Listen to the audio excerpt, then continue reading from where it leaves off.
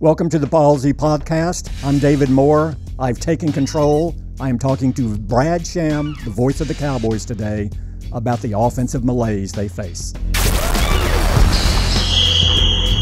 I think when you have so many issues to address, the best way to go about it is that, look, let's just try to stitch a couple of threads back together, get that working, and then go from there. And if you agree with that premise, where does this offense need to start to get its offensive equilibrium back?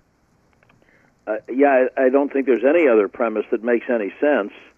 And the problem is there are so few opportunities in a pro football season that when you have a couple of hiccups like that, so blatant early, that the tendency is that everyone wants to try to hit a six-run homer, if you'll pardon the mixed metaphor, and that definitely won't work.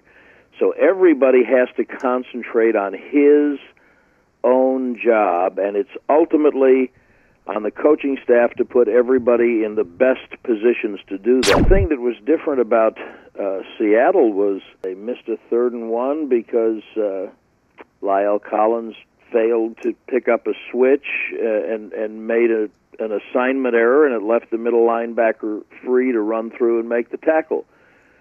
And the mistakes that they made that were uncharacteristic to me contributed to the hole getting dug deeper. If Ezekiel Elliott just knows where the sideline is, the game is tied.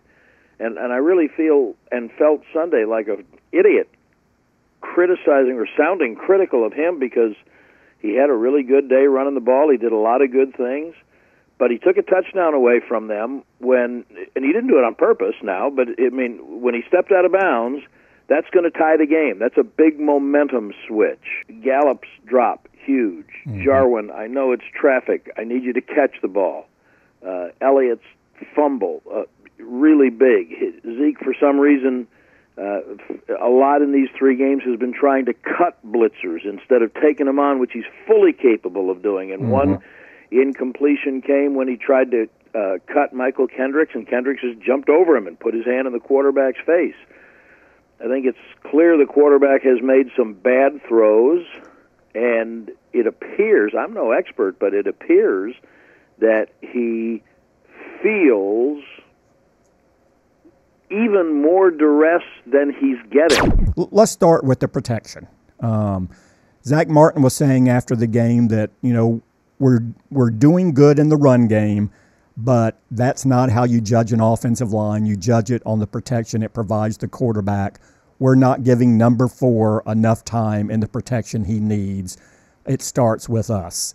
Again, I think all the positions are taking all the responsibility on themselves. It's not Publicly. all on any of them. Publicly, yes. But what do you see in the protection at this moment? The offensive line is not blocking like it used to.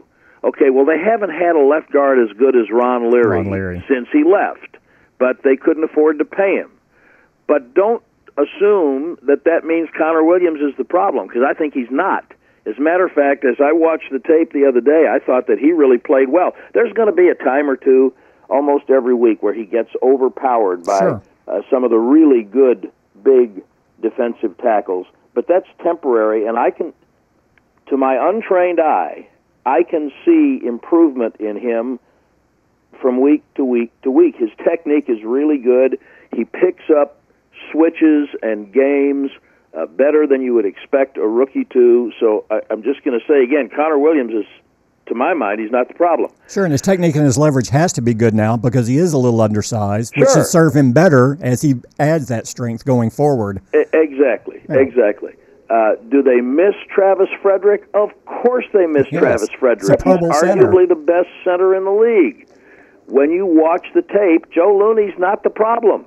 The play that Wagner got through on that 3rd and 1, they had another one like it a little bit later, and Looney saw him coming and switched off his man and got just enough of Wagner to let the play run.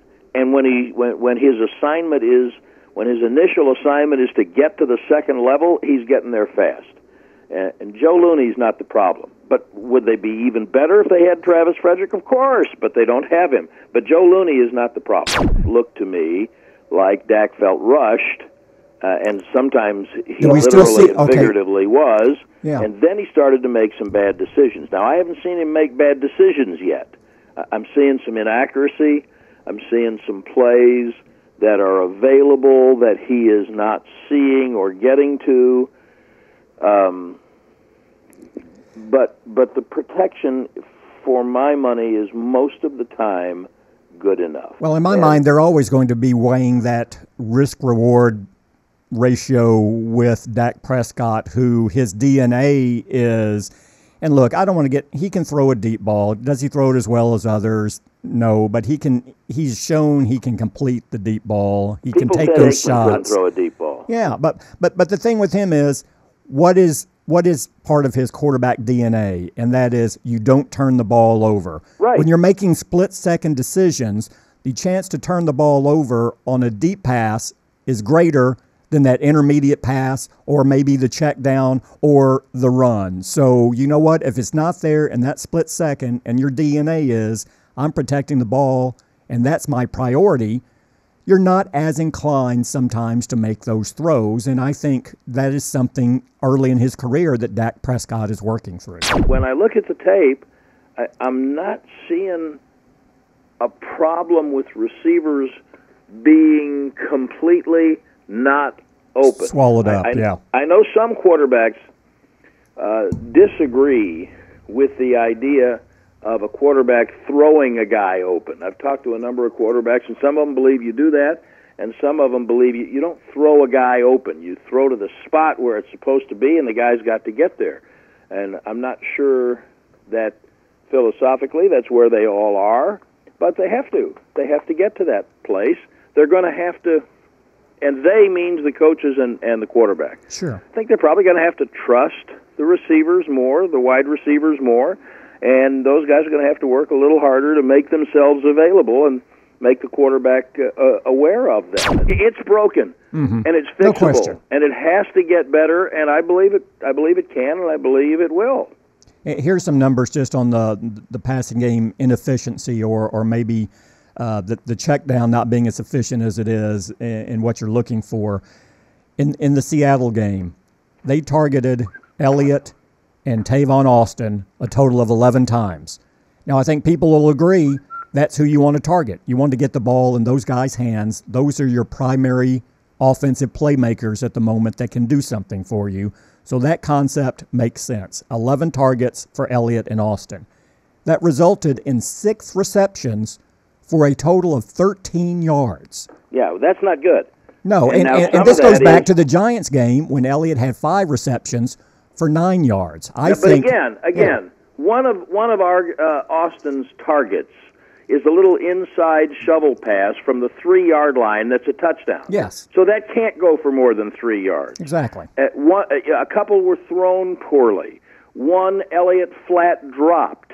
So all of that goes into those numbers. That's why the targeting number is cute and handy and, to me, a little misleading from time to time. Every Tuesday for the remainder of the NFL season, we'll be here with Ballzy to discuss the Cowboys. Please join us.